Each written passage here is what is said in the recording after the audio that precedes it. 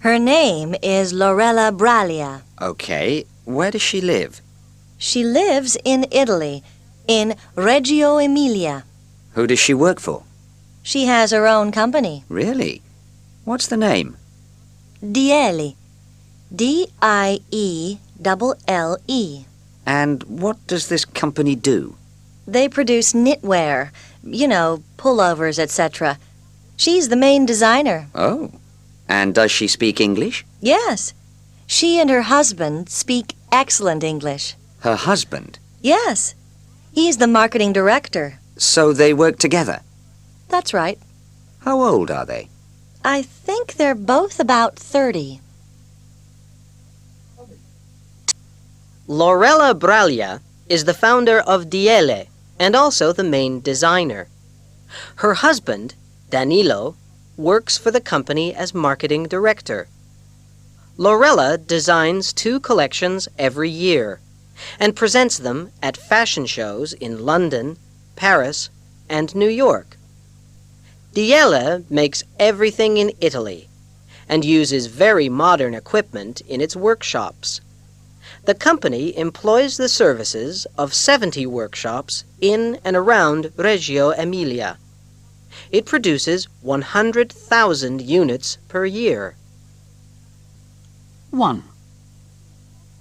Who do you work for? BA.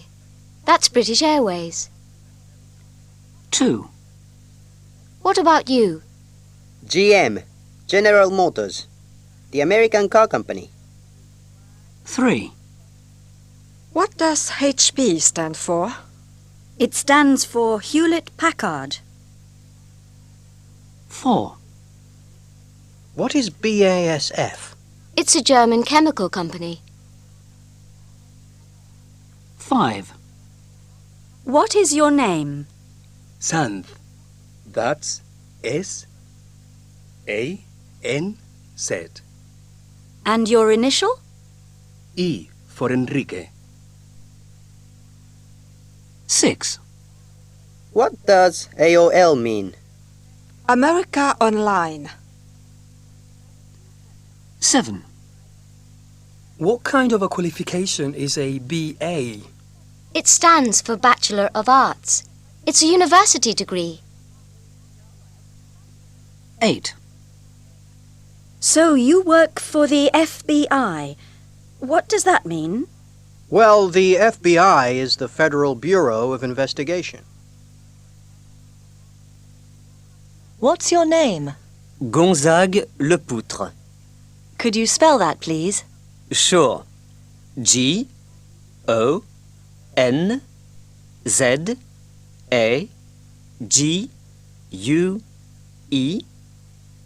New word.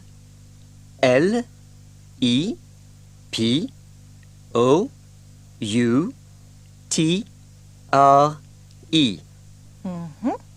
Where do you work? I work in London. Who do you work for? I work for UBS. What is your job? I am a human resources manager. And where are you from? I am from France, but I live in England, near Oxford. Tape script 5B. 1. What is your job? 2. Where do you work? 3. Are you married? 4.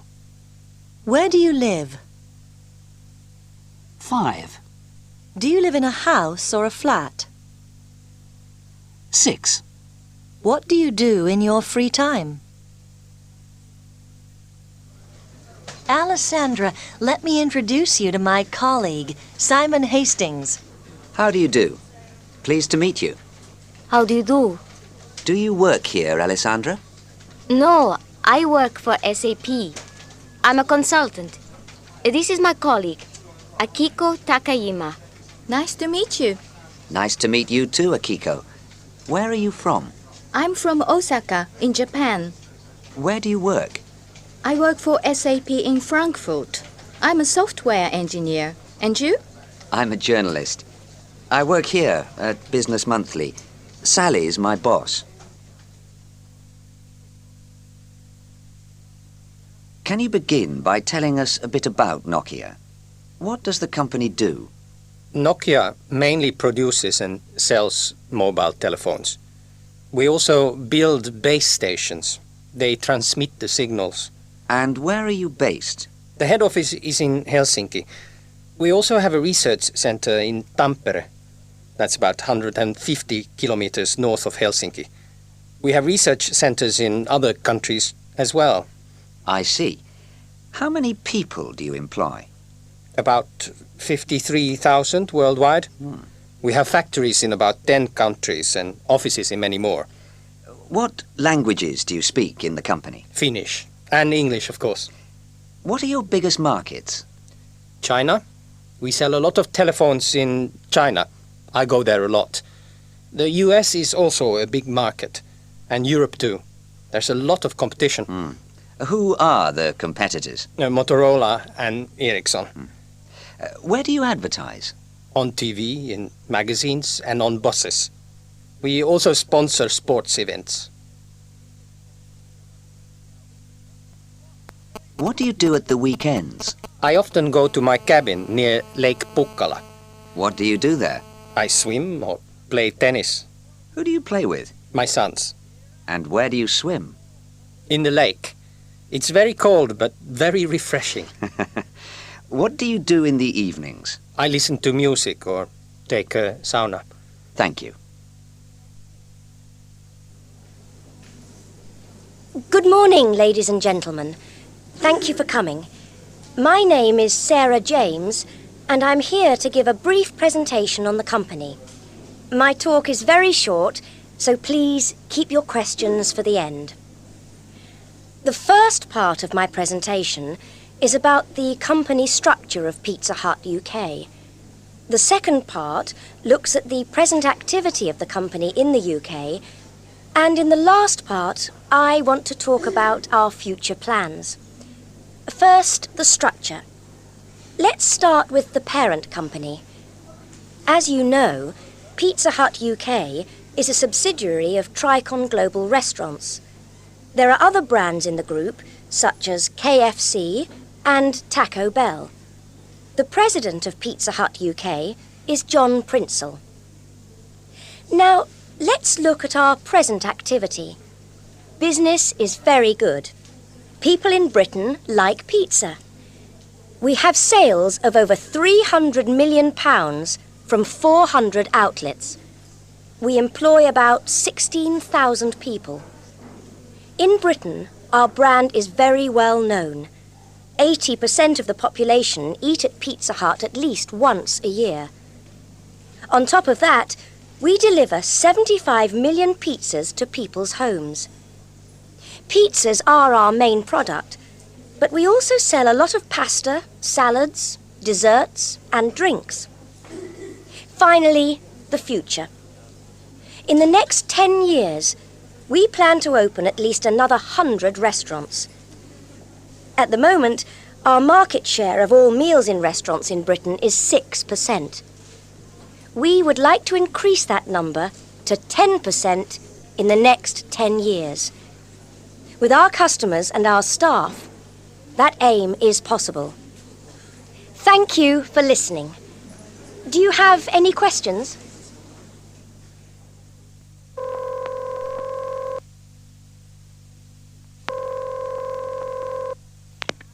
Royal Princess Hotel, good morning.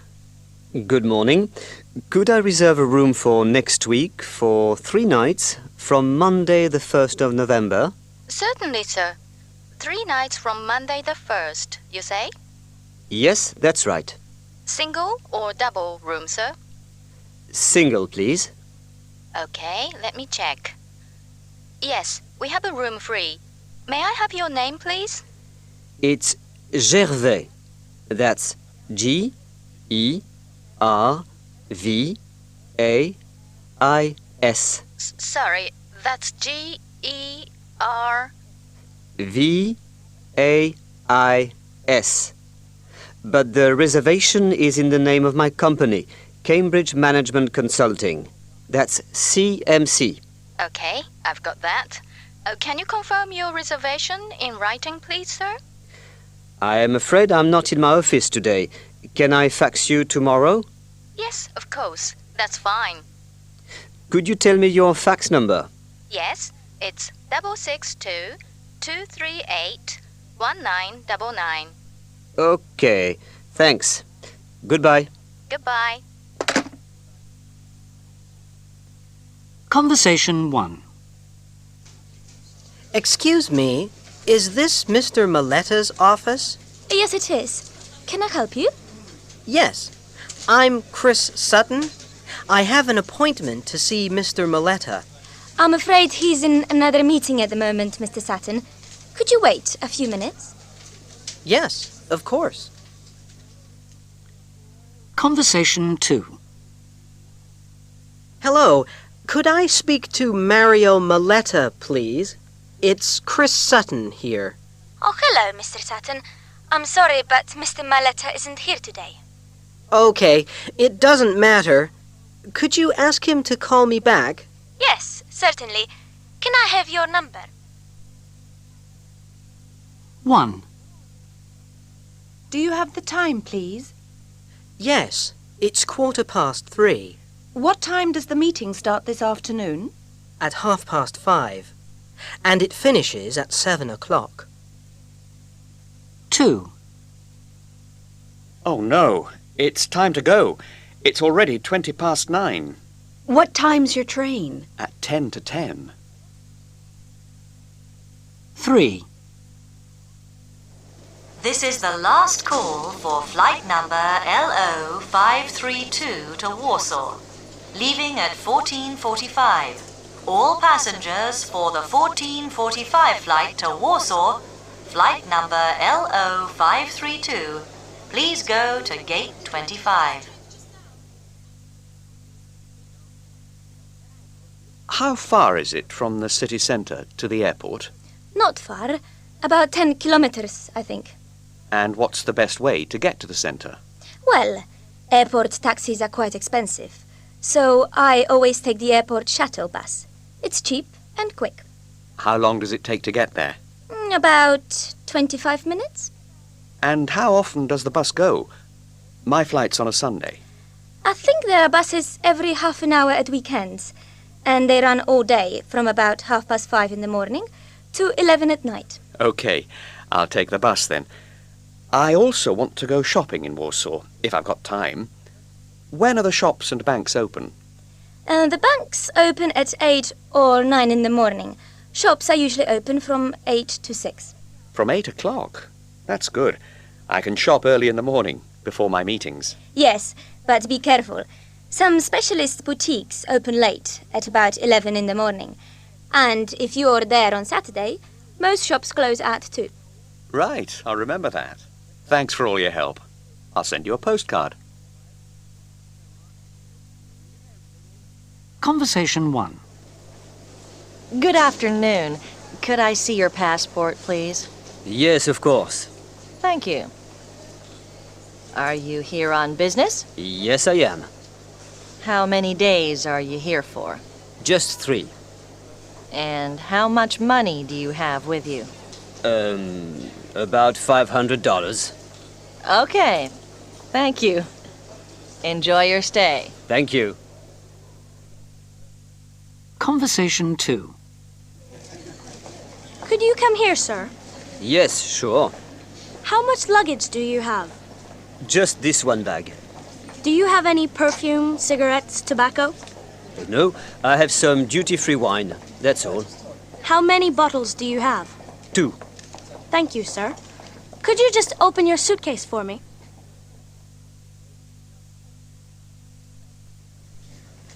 Good afternoon, sir. Good afternoon. I'd like a single room for tonight, please, if you have one. Have you got a reservation, sir? No, I haven't. Just one moment. Let me check. Yes, we have a single room. Does it have a shower? Yes, it does, sir. It's got a shower and a bath. That's fine. I'll take it. Very good, sir. Could I have your credit card, please?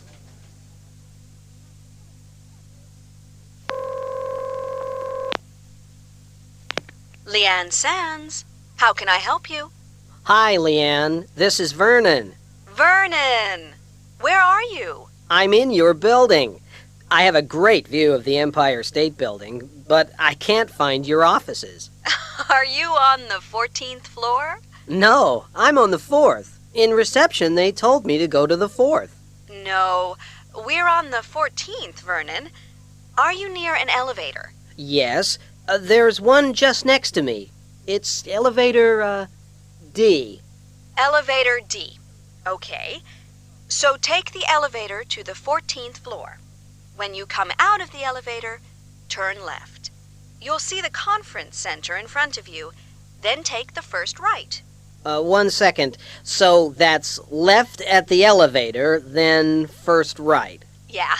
Go along the corridor, past the conference center. At the end of the corridor, you come to a small escalator. Go up the escalator, and Glick and Warburg is immediately on the right, just opposite the business center. So that's along the corridor, up the escalator, and you're on the right. Yeah, just opposite the business center. It's easy to find. There are signs everywhere.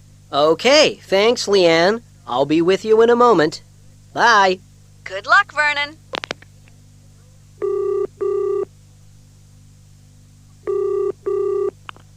Hello? Hello? Could I speak to David Payton, please? Certainly. Who's calling, please? This is Monique Dumont from Execo. Hold on one moment, please. Hello. I'm afraid David's in a meeting at the moment. Can I take a message? Yes. Could you ask him to call me back? It's about his trip to France. Yes, of course. Could you tell me your number? Yes, it's 33. That's the code for France. Then 2, 51, 25, 89, 74. 89, 74. Okay, I'll give him the message. Thank you for your help. Goodbye.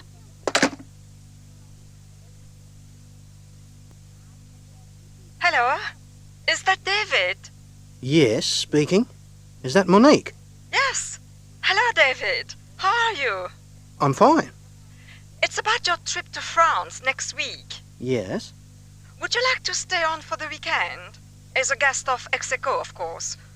Well, that's very kind of you, but I'm afraid I have a flight to England on Friday evening.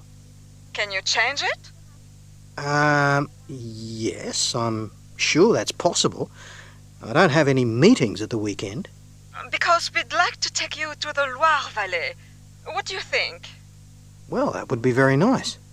We can have dinner in a chateau, we can go wine tasting, and would you like to go ballooning? I'm sorry?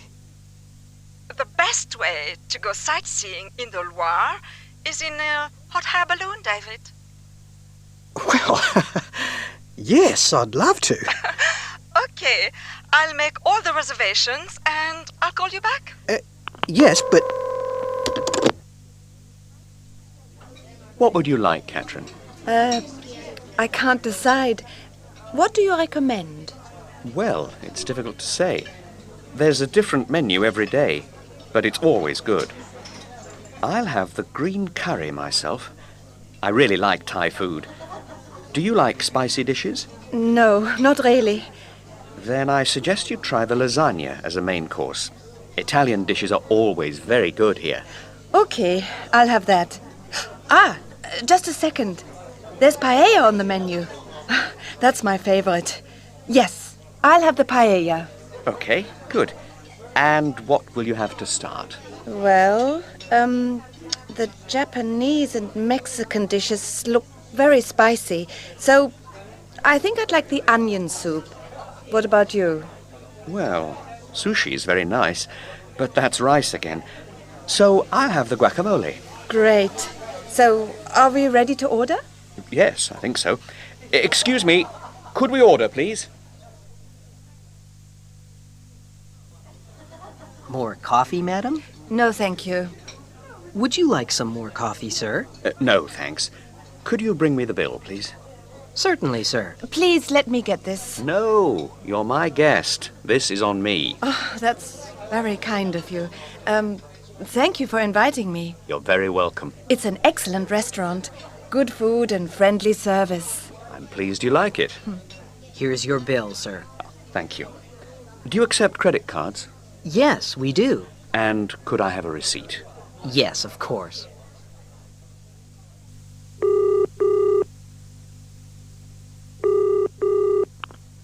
Thomas Hart? Hi, Thomas. This is Martin. Martin, welcome back. How was your course? Really good. I called yesterday evening, but there was no answer. Were you all out? Actually, yes. I was in a restaurant with a client. I wasn't home until midnight. Was Angela with you? No, she was at a friend's house, I think. The children were at the cinema with friends. Right. Well, are you free now? Can I come and see you? Yes, of course. 1. Where were you? I called, but there was no answer on this number. I was in Paris from Thursday to Saturday. Were you? 2. There were 3 of us at the conference. Was Christian there? Yes, he was. 3. How was the conference? It was interesting, but by 8 we were all very tired. I'm sure you were.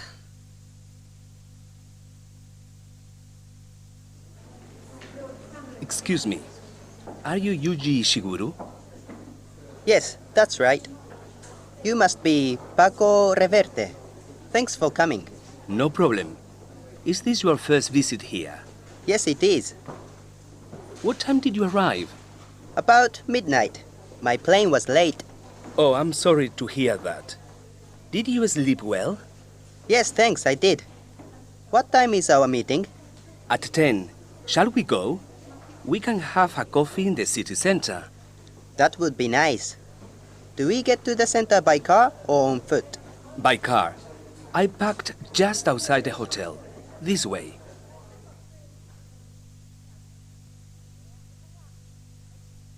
Hi, Piera, this is Charles. How are you? Fine, thanks. When did you get back from Washington? I got home on Sunday morning. How was the meeting at Citibank? Oh, it was very long. We didn't finish until 6. But it was a good meeting. Did you go out in the evening? Yes, I went out on Thursday evening to the theater. Where did you stay? I stayed at the Madison. Did you go shopping? Yes, I bought some perfume and some shoes. What did you do yesterday? Oh, I was at the office.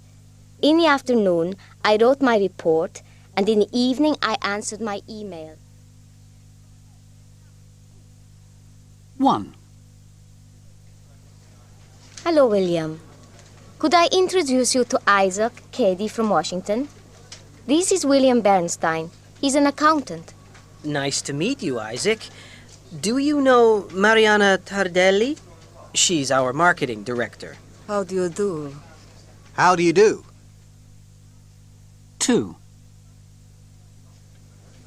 Hello, Carla. Meet Isaac Cady. This is Carla Dendena. Carla's in charge of human resources. Nice to meet you, Carla. Are you busy at the moment? Very. 3. Isaac, I'd like you to meet Gianni Baresi, our company lawyer, and Daniel Jones, our sales director, who I think you met last year. Nice to meet you. Nice to see you again. Oh, and this is Erica Chang. She's Daniel's personal assistant. How do you do? 4. Can I introduce you to Frank Jensch? Frank here is our head of research. A very important job. Pleased to meet you. Pleased to meet you. Come and see my laboratory if you have time. Thank you. I'd like to.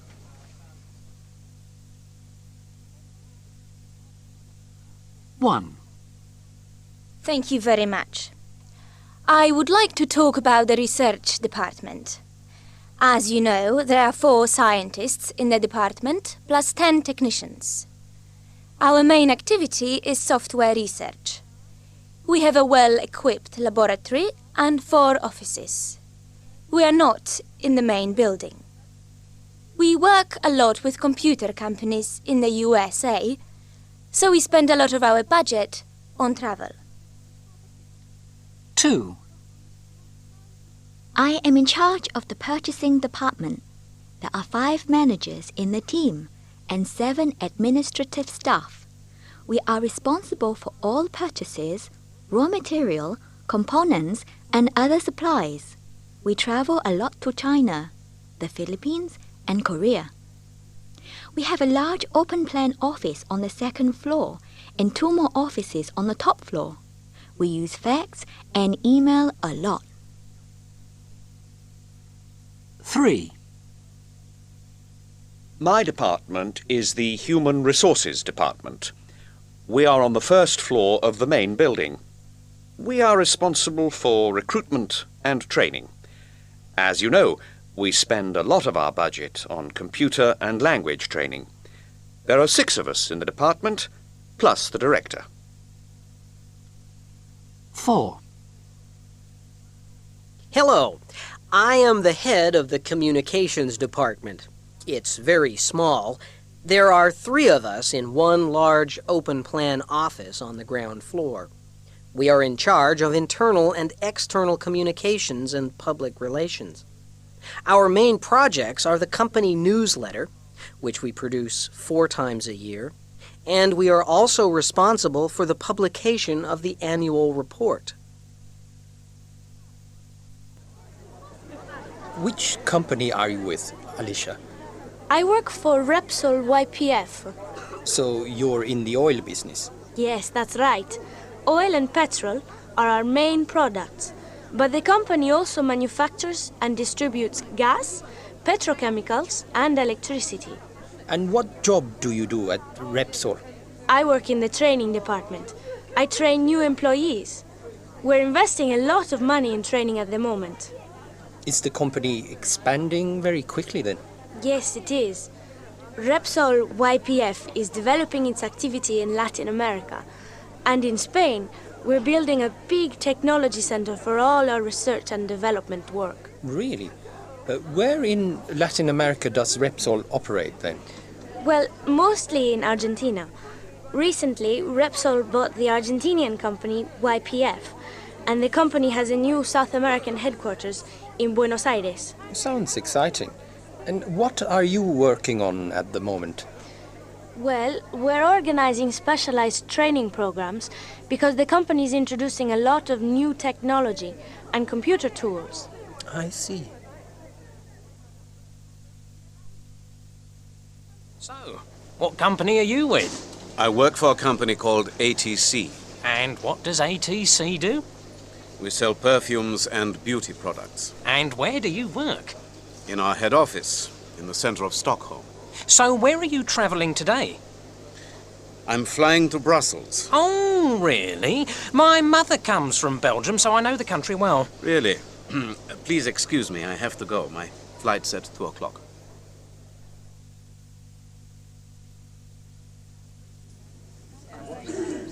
Good morning, ladies and gentlemen. I am here to tell you how the Internet can help you to do business in the Asia-Pacific region. Let's have a look at this first slide. Can everybody see? Good. This table shows the number of Internet users in different parts of the world. On the third line, you have the figures for Asia-Pacific. Notice that the number of Internet users is rising rapidly, an increase of 878%. Yes, 878 in the 5-year period. What does that mean for e-commerce in Asia-Pacific? The column on the right shows the estimated revenue for e-commerce in 2002. For Asia-Pacific, the figure is $34.5 billion. Not bad when you compare with Western Europe at $55.5 billion and Japan at $26 billion. Let's look at my next slide. This pie chart compares the number of Internet users in 1997 and 2001. These figures are only for Asia Pacific. I'd like to draw your attention to the white and green segments. Can everybody see? These show the percentage of Internet users in the region. In 1997, only 19% of the population had an Internet connection. For 2001, the figure is 35%. That's 28% in the highly developed countries, Australia, Hong Kong, and so on, and 7% in the developing countries like Malaysia and Thailand. So, as you can see, consumption is increasing dramatically in all Asia-Pacific countries. There is a big market in Asia-Pacific, ladies and gentlemen, and it's waiting for you.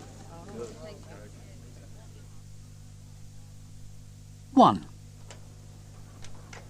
Good morning. Good morning, Mrs. Turner. Which floor? The third, please. And how are you? Very well, thank you, Mr. Trenton. And you? Very well, too. It's a beautiful day, isn't it? Yes, it is. It's nice to see the sun. Yes, it is. Particularly in January. And how's your new job? Fine, thank you. I'm enjoying it a lot. I'm pleased to hear that. Ah, I think this is my floor. Goodbye, Mr. Trenton. Have a nice day. Yes. You too. 2. Hello, Brigitte. Igor! What a surprise! Great to see you again. How are you? Not so bad.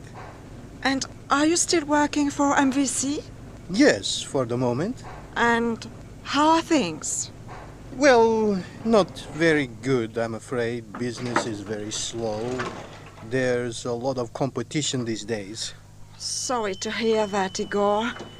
These seem to be difficult times for everyone. But how's the family? Fine, thanks. Oleg is starting university this year. Really? Is he 18 already? Yes, he is. Oh, that's incredible. So, what are you doing here at SEMA? Well, I'm looking for a new job. And I think SEMA wants to offer me one. I'm going to see the head of IT this morning. Are you? Well, that's great news, Igor. I'm really happy to hear that. I think this is my floor. Well, very good luck for today, Igor. Thanks, Brigitte.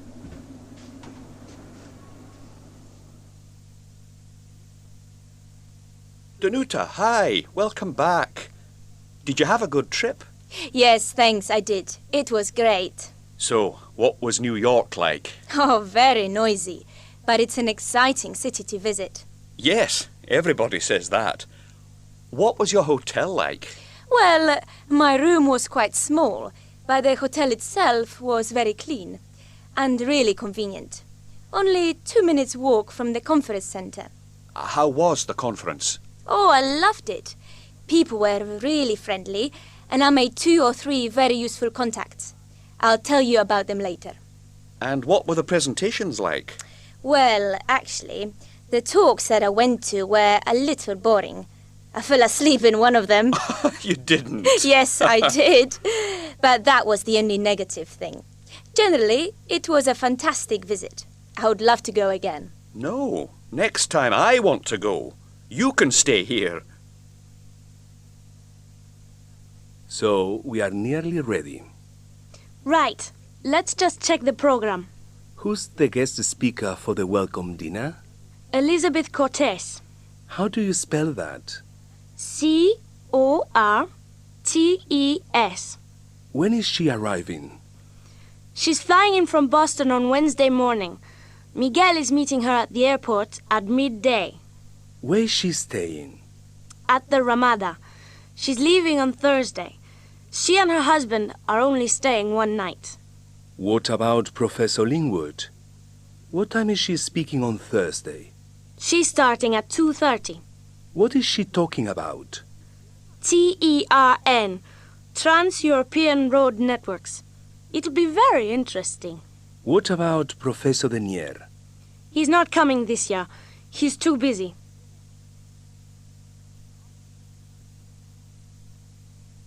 Is that Jaime? Speaking. Hello, Jaime. This is Tim Railton. Are you going to the conference? Yes, I am. When are you going? I'm going on the 26th of July. How long are you staying? 4 nights. I'm leaving on Saturday. Where are you staying? At the Sheraton. I'm staying at the Ramada. Are you speaking at the conference? Yes, on Friday morning. What are you speaking about? Underground train systems. That's interesting. Are you going to the cocktail party? No, I'm not free. What are you doing on Thursday evening? I'm meeting Thérèse Blanc. 1. The film Titanic, starring Leonardo DiCaprio, last night won 10 Oscars. The film is based on the true story of the ship which sank on April the 15th, 1912. 2. So, how did you see in the millennium? Can you remember? Of course I can. We were up in the mountains in Switzerland drinking champagne. We had a great time. What did you do? 3. Here is the news. It is 8 o'clock on June the 2nd, 1953. The first 2 men to climb Mount Everest arrived at the summit yesterday. Edmund Hillary and Sherpa Tenzing sent a radio message today to confirm their achievement. 4. Many countries have a 1-minute silence at 11 o'clock on the 11th day of the 11th month to celebrate the end of the First World War. 5. This is the news on WKLG. Amelia Earhart today became the first woman to fly the Atlantic solo. This day, the 21st of May, 1932, will become famous in the history of flight. 6. There is a full moon over Paris. It is July the 12th, 1998, and President Chirac hands the World Cup to Didier Deschamps. France are world champions of football.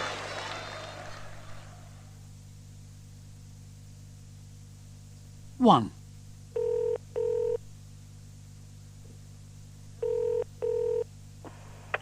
HK Oil and Gas, how can I help you? Could I speak to Diana Wong, please? I'm sorry, sir, but the line is busy. Would you like to hold? Yes, please. HK Oil and Gas, hold the line, please. We're trying to connect you. HK Oil and Gas, how can I help? I wanted to speak to Diana Wong. Her line is busy. Would you like to hold? No, thanks. I'll call later. 2.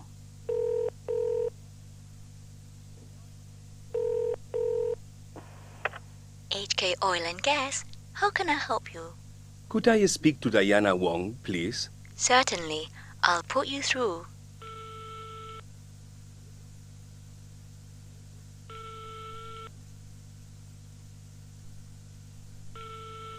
I'm sorry, sir, but there is no reply from her office.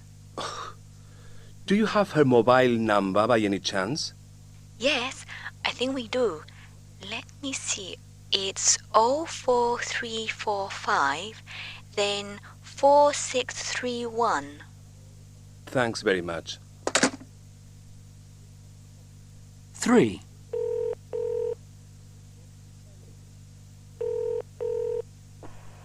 Hello, sales department, Diana Wong's phone. Is that you, Diana? Sorry, but Diana's out of the office today. When are you expecting her back? Tomorrow. Can I take a message? Yes, please. Could you tell her Jordi Marrero rang? I'd like to see her on Friday.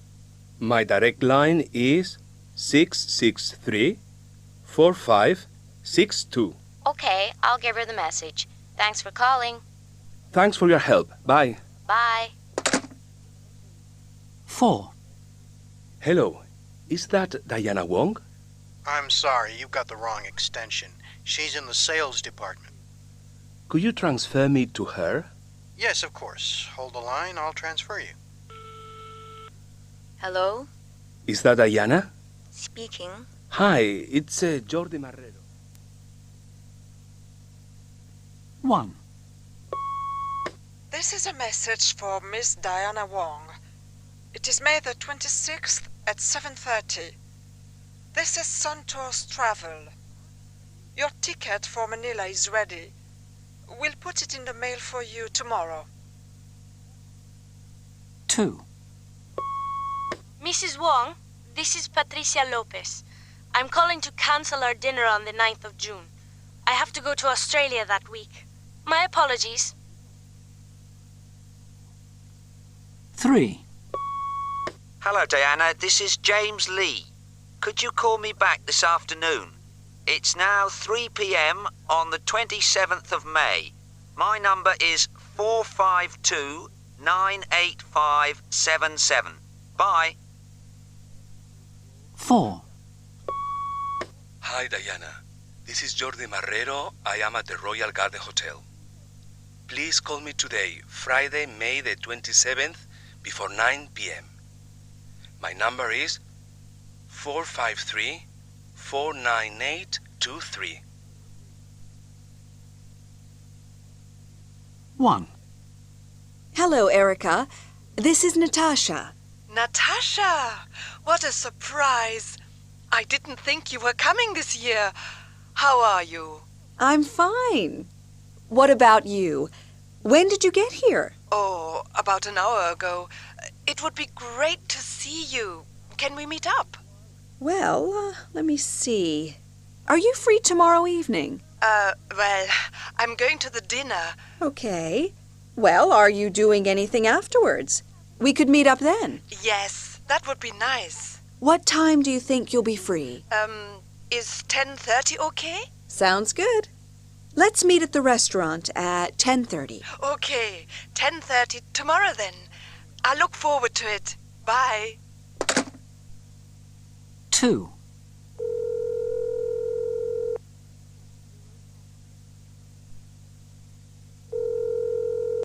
Hello, Michael Stefansson speaking. Hello, Mr. Stefansson. My name is Natasha Hall. I work for Roche. Oh, yes, Miss Hall. I know your work. What can I do for you? I'm working on a project which might interest you. Would it be possible to meet? Certainly. When would be convenient? Wednesday would suit me. I'm afraid I'm giving a paper on Wednesday morning. What about the evening? I'm going to the jazz concert at 10. Could we make it before dinner? Yes. Is 7 all right? That sounds fine. So that's 7 o'clock on Wednesday. Shall we meet in the lobby? That's fine with me. I look forward to meeting you. I look forward to meeting you too. Thank you for calling. 3.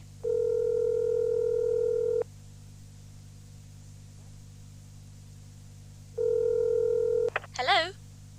Hello. Could I speak to Dr. Jung, please? Speaking.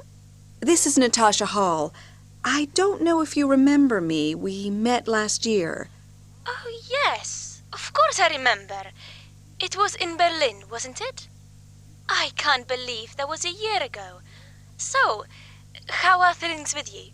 Everything is fine. I was wondering if you would like to meet up.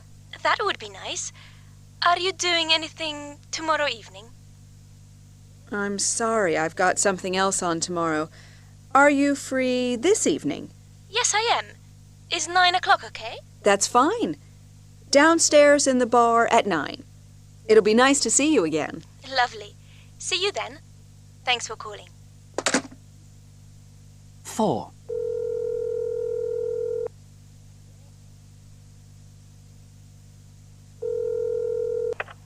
Hello, is that Miss Aoki? Speaking.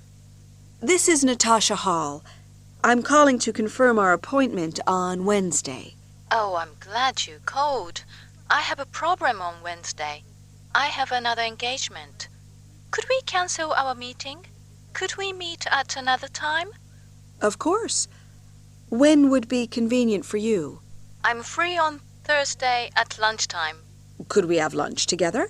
That would be nice. Shall we meet in the restaurant at 12:30? That's fine.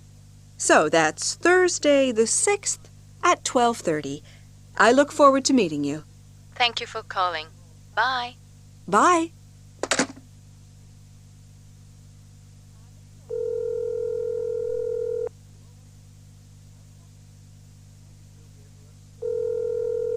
Hello, Mr. Stefansson. This is Natasha Hall again. Hello, Miss Hall. What can I do for you? We have an appointment tomorrow at 7. Would it be possible to change it? Yes, I think so. What time would suit you? Could we bring it forward a couple of hours? 5 o'clock. I'm afraid I'm busy. Could we postpone it to Friday? I'm going on the tour of New Orleans in the morning. Are you doing anything in the afternoon? I'm afraid I'm leaving for Washington at 3.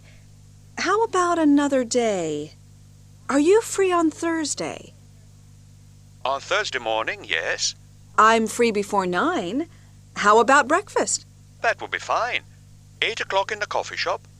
Fine. So that's 8 o'clock on the 6th, then. 1. Here in Japan, we live in very small apartments. The average living area is just 31 square meters per person, and it's particularly expensive to live in Tokyo. The average rent here is higher than in New York and Paris. 2. As you know, the USA is a very big country. Space is very important for us. The average American has a living area of 59 square meters, and prices are not always high, even in big cities. Renting an apartment in New York, for example, is cheaper than in Tokyo or Paris. 3. I've lived in Tokyo and New York, but now I live in Paris. Flats in Paris are more expensive than in New York, but cheaper than in Tokyo. And we have more space than in Japan. In France, our average living area is 37 square meters per person. So, what is Veggie Vision? It's a computerized scanner system for supermarkets. It's used to identify fruit and vegetables and to give the price. Ah. Is it used by customers or by cashiers? By cashiers at the checkout. So when a customer is buying some apples or some tomatoes, the cashier uses the Veggie Vision scanner to identify the items. So the main advantage here is speed, I suppose. Yes, absolutely. Veggie Vision can identify fruit and vegetables faster than the cashier. And how is it different from the supermarket scanners we see today? It's an intelligent system. It learns all the time, just like you or me. So, how does Veggie Vision work exactly? Well, let's take this melon. First of all, the product is scanned by the cashier. A photo of the product is taken, and then information about the melon's size, shape, and colour is recorded. What happens then? Next, the product details are compared with the database. That's the database of all the fruit and vegetables in the supermarket. OK, I'm with you. After this, Veggie Vision selects the correct item on the database. Then the cashier is shown a picture of the melon with the price. And finally, the cashier confirms the choice. Yes, she pushes this button. Does Veggie Vision make mistakes sometimes? No, but sometimes it finds it difficult to identify the item. This can happen when two types of fruit or vegetable are very similar in shape and size, like a grapefruit and an orange, for example. What happens in that case? VeggieVision shows the cashier the 2 different fruits, and she chooses the right one. This is how it learns. Next time, it identifies the correct fruit immediately.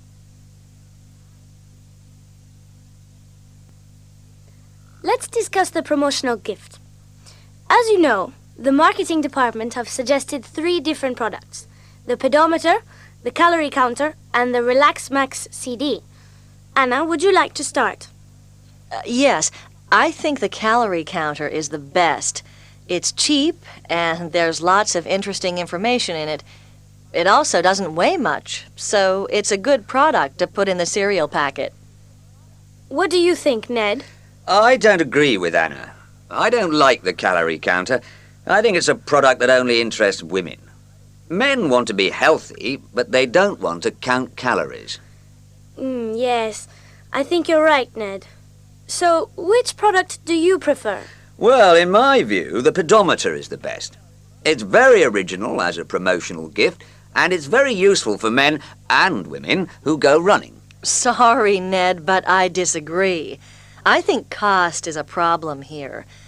It's original, that's true. But if a lot of people want it, it will be very expensive for us. Don't you agree, Carmen? Yes, I do. And I don't think it gives the right image. This cereal isn't only for people who do sport. It's for people who want a healthy diet. Yes, I agree. Okay, I see you both disagree with me. So, how about the Relax Max CD? It's not very expensive. And it interests both men and women. Yes, I think so too. And it's not just a sports product. Yes, you can imagine people eating our breakfast cereal, then sitting down to listen to the CD. And doing their relaxation exercises. Good. So, do we all agree? Yes. Yes.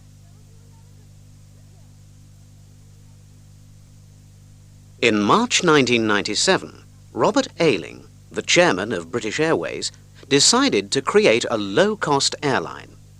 He asked Barbara Cassani to run it. 6 months later, she presented her business plan to the board of BA, who agreed to invest $25 million in the project. In November 1997, she announced the start of a new airline, but it still had no name. In December, she chose Stansted Airport in southeast England as the base for the new airline, and the following month, she chose the name Go. The first passengers took off in May 1998, and by 1999, Go had 13 aircraft in the air.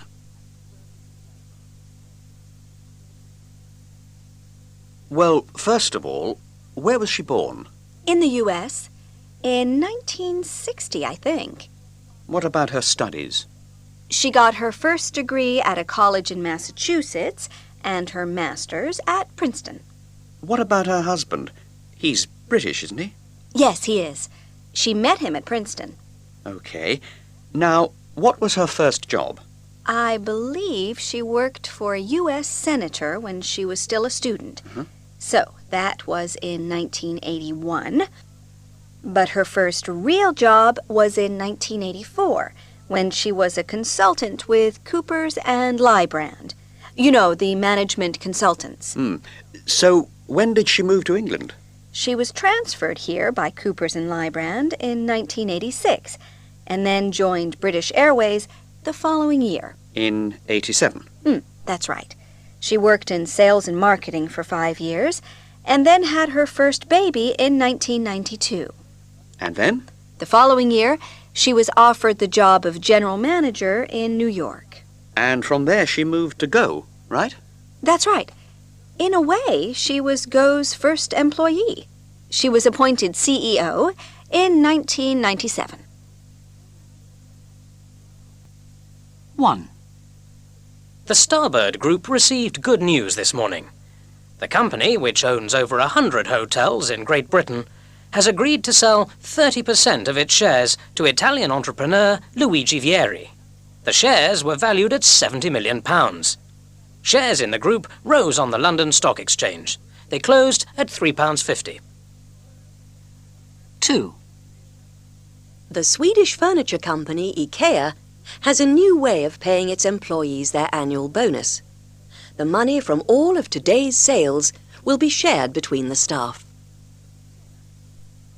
3. The Bank of England today announced an increase of 0.25% in its base rate. Banks immediately announced increases in interest rates. Shares fell as a result of this news. 4. It was announced today that AGF, France's second largest insurance company, will be taken over by Allianz to create a large pan-European insurance company. The headquarters of the new group will be in Germany.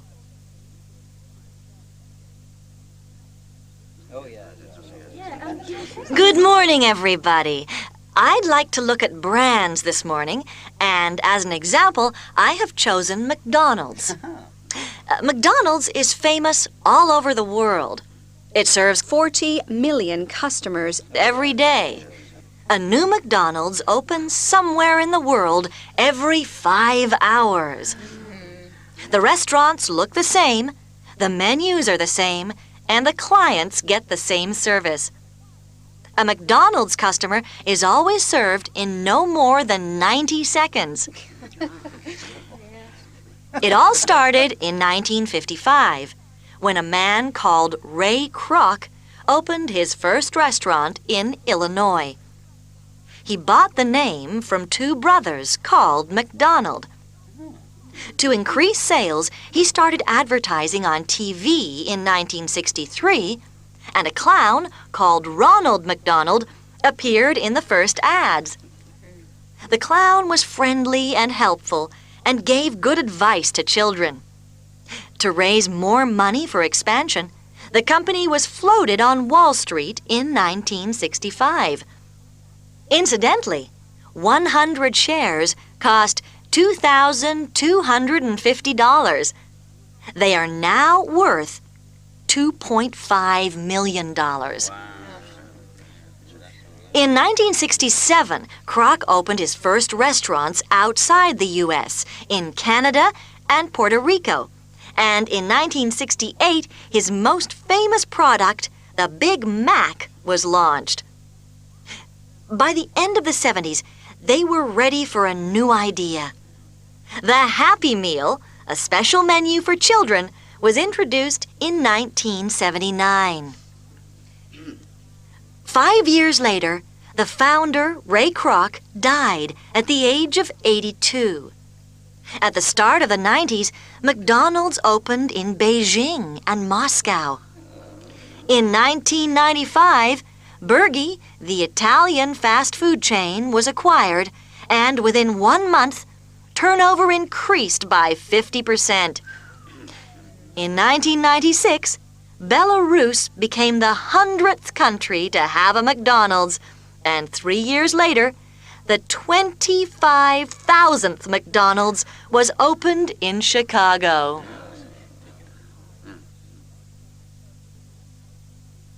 Hello, Rosalind. Any mail this morning? Good morning, Tony.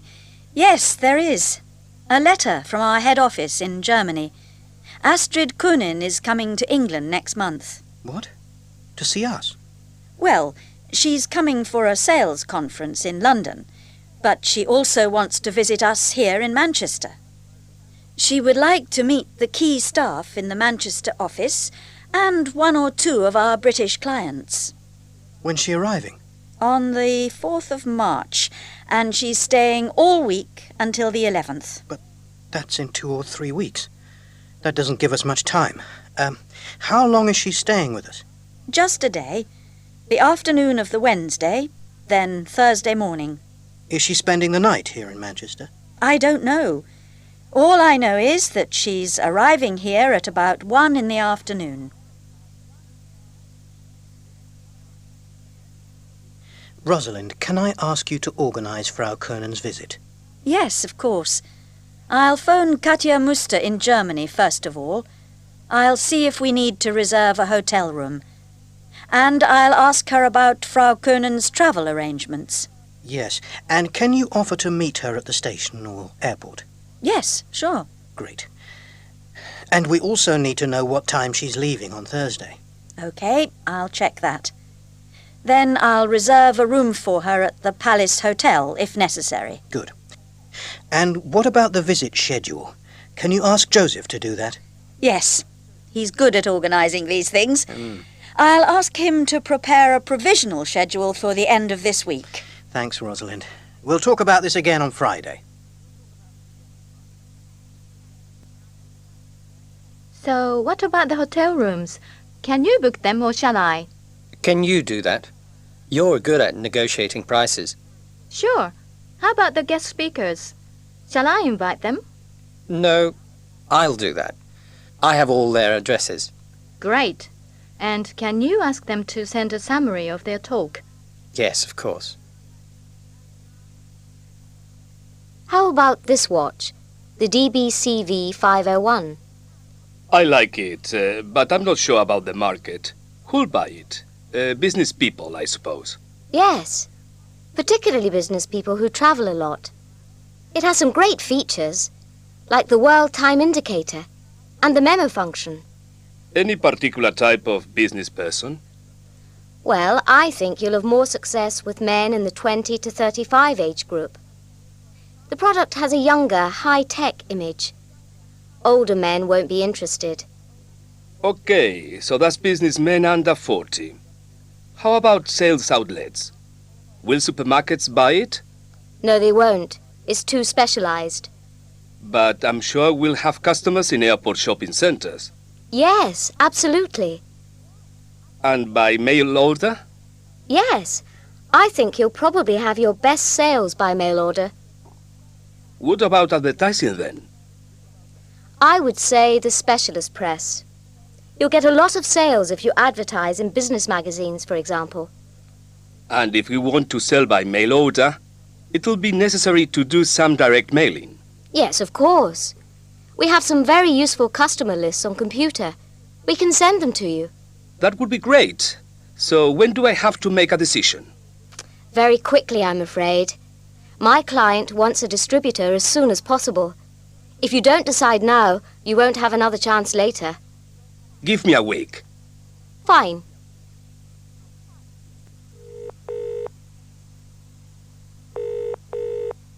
Customer service, Stephanie Rose speaking. Hello, this is Steve Meehan of TPS. Sorry, I didn't catch your name. Steve Meehan. That's M-E-E-H-A-N from TPS. Mr. Meehan, sorry I didn't recognize your voice. What can I do for you? I'm calling about my order for the calculators, the model RK529. Yes, we sent them 2 days ago, I think. Did you receive them? Yes, they arrived yesterday evening, but there were no instruction manuals in the boxes. No instruction manuals? That's very strange. I'm very sorry about that. Can you look into the problem? Yes, of course. Can you give me the order number? Yes, it's 4189/JG. 4189/JG.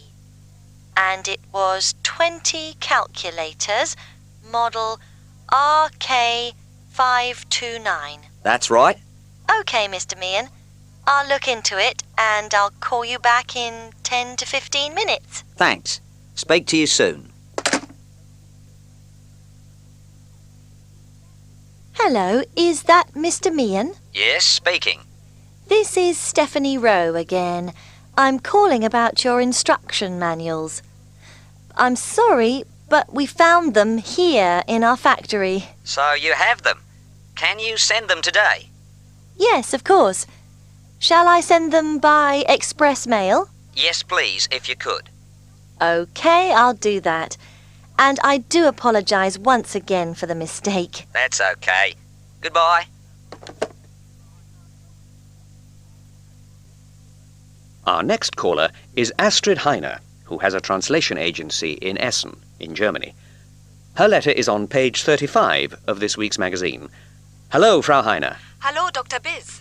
Now, just to remind everybody, your problem is that you don't have enough work all year round, but you don't have much money for advertising. Yes, that's right. Well, first, I think you should use your present customers more. Ask them to tell other companies about the good work you do. Well, we ask our clients to do that now, but I don't think they have the time or they forget. So I don't think that's the answer. Then how about advertising your agency on the internet? It's not so expensive, and maybe it's a good way to find new business in other parts of Germany. Well, I'm not sure about that. Some translator friends of ours have an internet website, and they say the response isn't so good.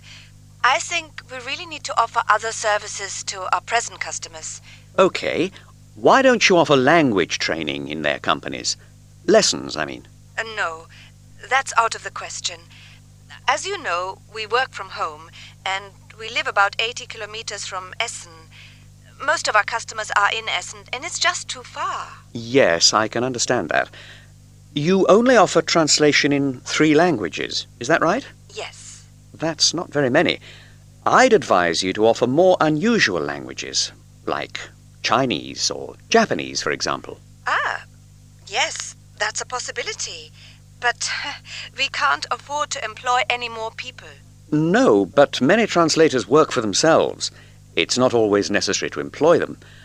What about looking for specialist translators on the internet?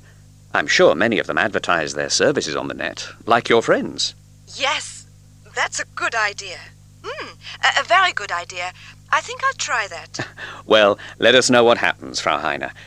Good luck and goodbye. Goodbye, and thank you. Okay, can we have our next caller?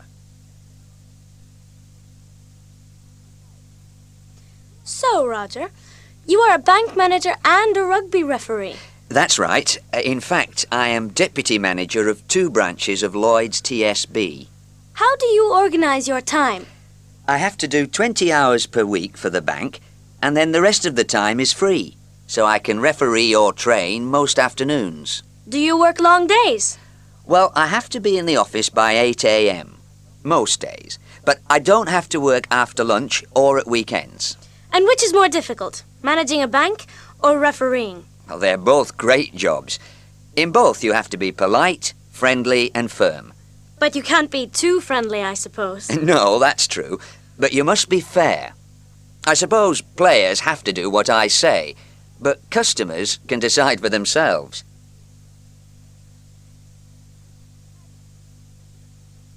These regulations are not all that clear to me. Could you explain them to me? Sure, Dino. The first one means that you have to answer the phone immediately. 3 rings maximum. This gives the caller a good impression. Okay, that's clear. What about the next one? Sound interested? Well, this means you must never sound bored or angry, even if the caller is difficult. I see. And I have to introduce myself to every caller? Yes. At the start of every call, you have to give your name. So you say, "Good morning, Gregorio, Sophie speaking," or Dino speaking in your case. And I have to call the customer by name too?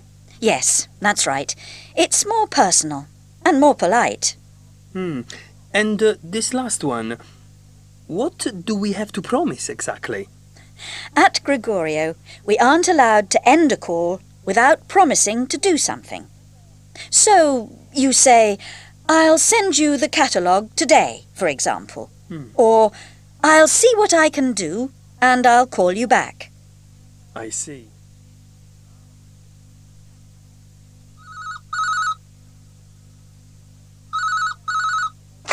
Good morning, La Porta.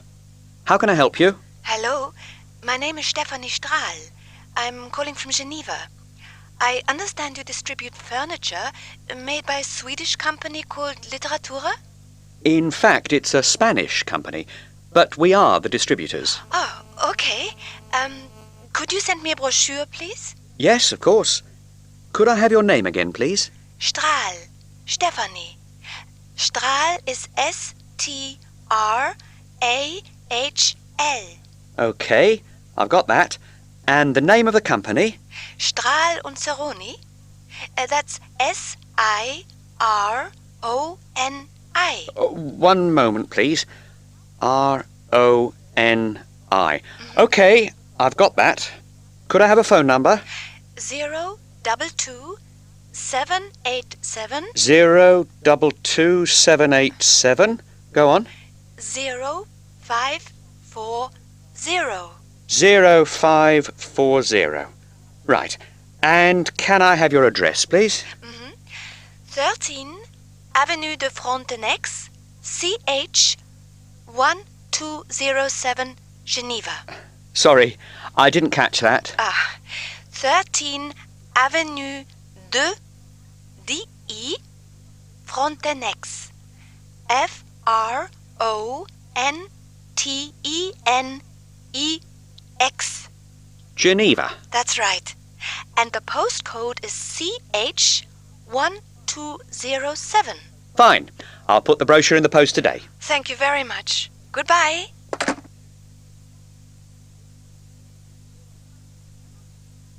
Would it be possible to send me a brochure? Yes, of course. Let me take your details. Ready? Yes, go ahead. My name's Daniel Aubert. Sorry, I didn't catch your last name. Aubert. Daniel Albert. No, it's Aubert. A-U-B-E-R-T. OK, I've got that. Go on. And my phone number's 00 41 22 78. Sorry, that's 0041 22 7824 6054. Have you got that? Yes, I think so. Can I read that back to you? 0041 22 7824 6094. 54. Sorry, 54. That's right. Good morning, Laporta. Mr. Laporta? This is Stefanie Strahl. Thank you very much for your quote for the Literatura furniture. I'd like to place an order, but I find it a bit expensive. Is that your best price? For 2 items, yes, I'm afraid it is. What about 3 items? Could you perhaps offer me a discount on a desk, a filing cabinet, and a chair to go with the desk? I think I could give you 15%. So, 15% of £1,000 makes £800. No, that's not quite right. Actually, I said 15%, not 20%. So I make that £850. Oh yes, sorry. You're right. 15% of each item. And the chair? I have a very nice one in stock at £150. Leather and chrome. Okay, that sounds good. What about the transport? Is there any chance of a discount on that? I'm afraid I can't reduce that because it's another company which does the delivery. And the delivery time of 8 weeks? Well, we have everything in stock. So if you order today, I can get everything to you within 30 days. Oh, excellent. Payment 30 days after delivery? Oh, I think 30 days after the order would be better. Fine. I'll send an email to confirm. Thank you, Miss Strahl. I look forward to receiving your confirmation. Where do you send people? All over the world? No, not exactly. Most of our contacts are in Europe, particularly Southern Europe. But we're also now developing an activity in Southeast Asia, particularly in Japan, Thailand and China. And do you specialize in particular types of jobs? No, we don't. You see, we always work with big companies who need new staff in many different areas. So we recruit computer technicians, teachers, construction workers, project managers, engineers. We've even recruited a personal bodyguard for the president of a European company. That's quite a range. Now, tell me about the work you do. Well, like all the consultants in my firm, I specialize in one particular country. I'm working in Thailand at the moment, one of our new markets. I go there regularly, visit companies, and listen to their needs. I spend at least 3 days in each company. That's an important point. Why is that? Because we provide a very personalized service. We have to know the company well and the person who's going to work there. We don't want to recruit someone for Thailand who then leaves after 2 weeks because he's not happy. I can see you enjoy your job. Yes, very much. I really enjoy learning about new cultures when I visit companies abroad. I also really like interviewing people for jobs, particularly younger people. Why is that? Because younger people are generally very interested in the country, not only the job, and that's very important. What about the travelling? Well, I love visiting new countries, but I don't really like taking the plane. You don't like flying? Isn't that rather difficult for someone who works in Thailand? Yes, a little. Is there anything else you don't like? Yes. I hate telling people we can't help them. Sometimes we say no because we feel a person doesn't have the right personal qualities to work in a certain country. What qualities do you think are necessary for someone working abroad? I think there are 3.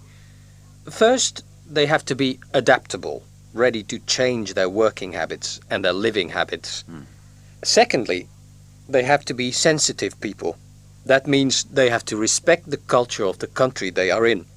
And finally, it's better if they are outgoing. Outgoing people will make friends easily and learn the local language more quickly.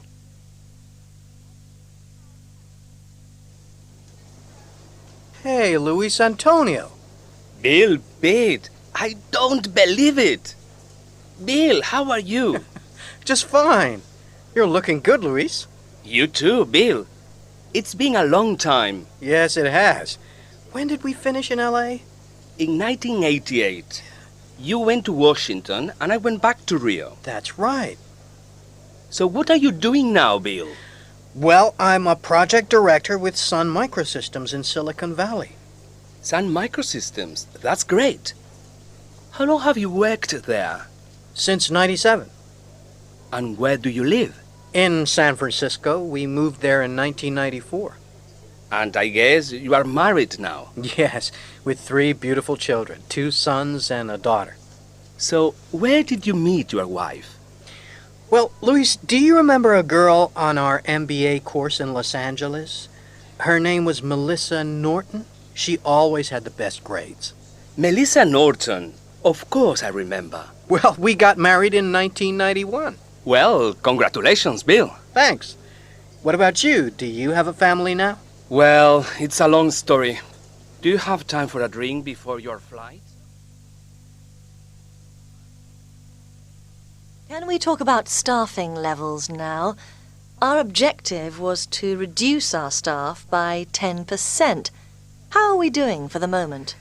Well, the number of new employees has fallen dramatically this year. Last year we took on 60 people, but this year we've only taken on 16. We stopped all new recruitment 6 months ago. What about the number of transfers? Transfers have gone up too.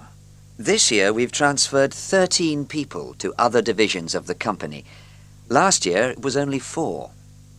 But the number of resignations is down. Last year 5 people left the company, but this year only 2 have resigned. Have we managed to persuade more people to take early retirement? Yes, that's been a success. 20 employees have taken early retirement this year. That's 14 more than last year.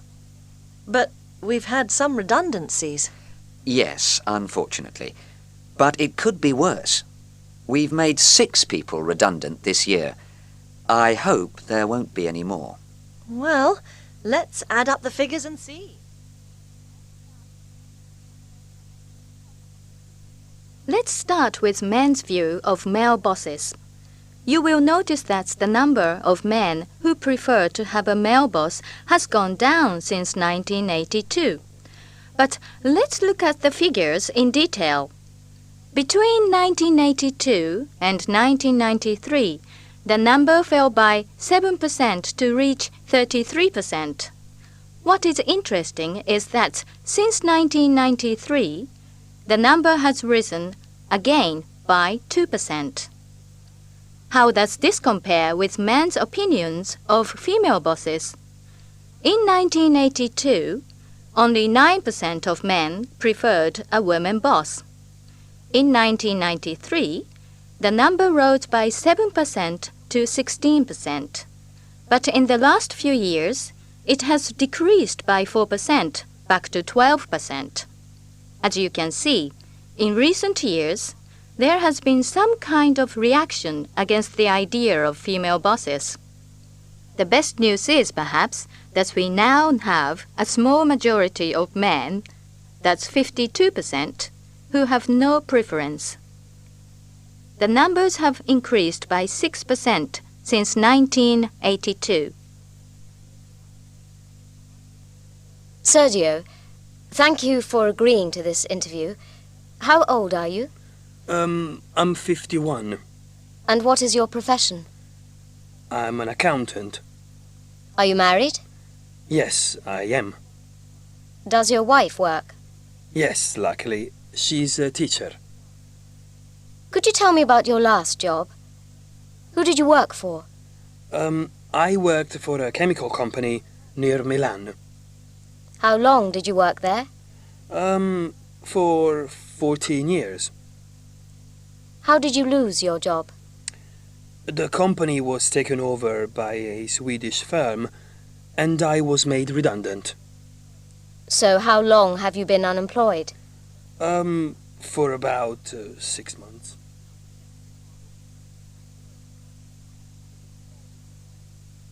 So, Sergio, it must be difficult being unemployed at your age.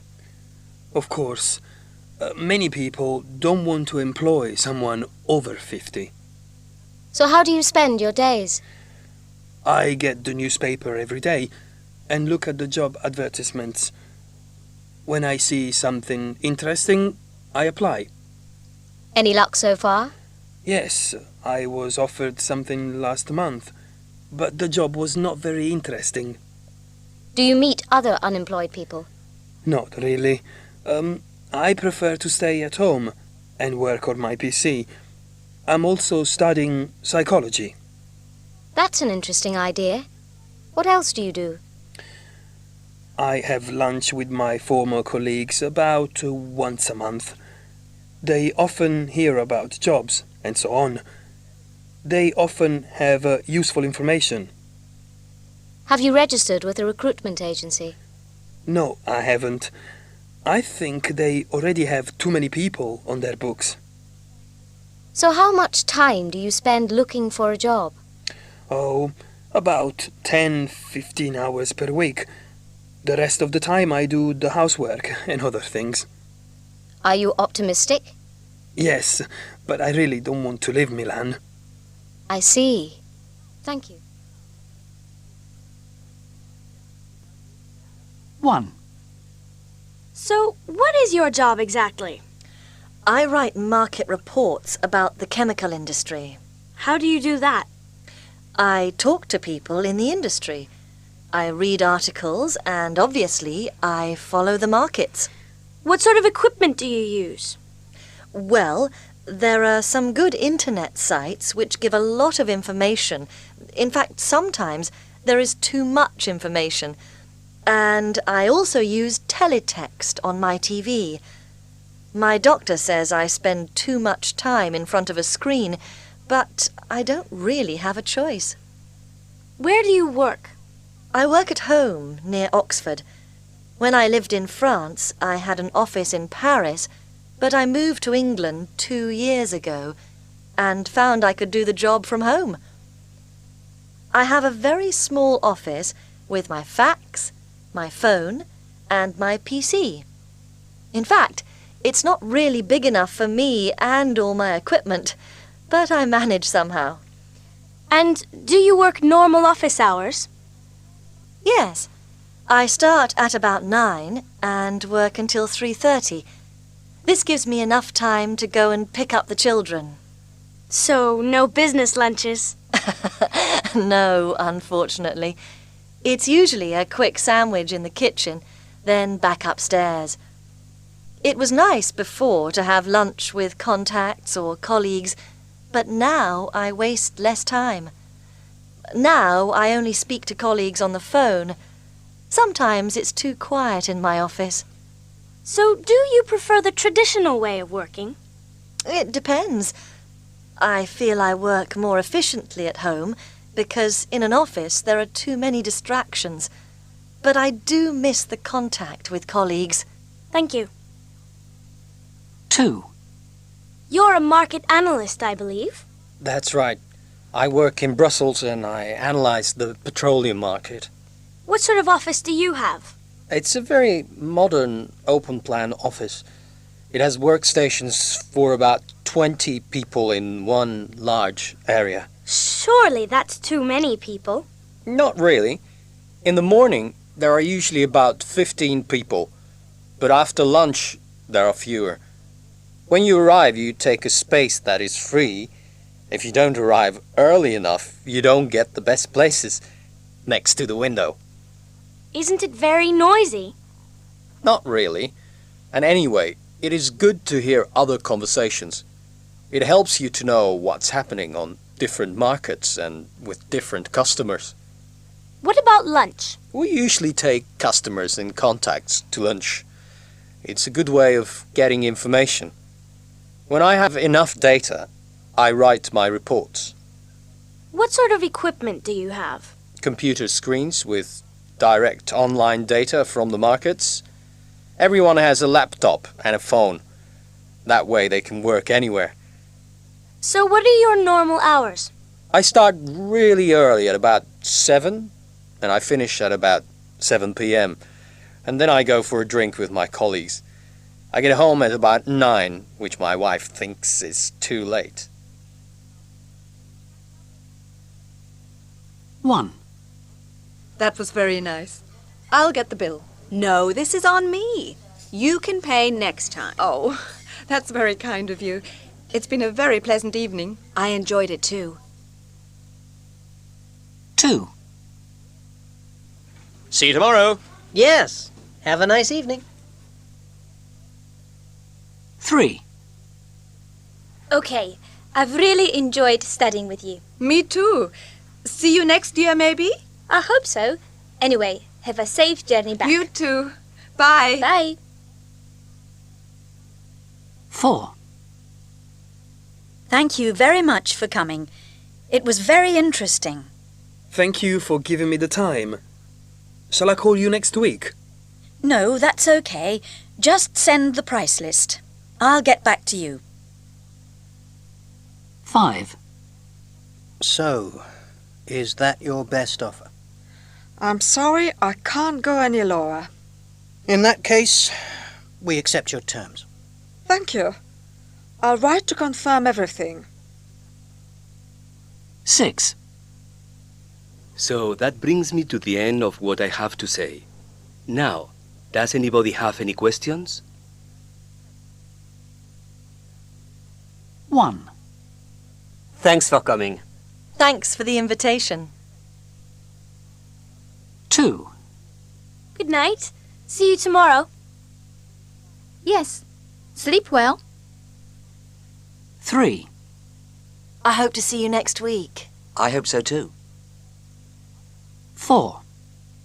Thanks for everything. It was a pleasure. 5. Have a safe journey. Thanks. 6. See you on Monday. Yes. Have a nice weekend. 7. It's been a lovely evening. Thank you. It was nice to see you again. 8. This is on me. That's very kind of you.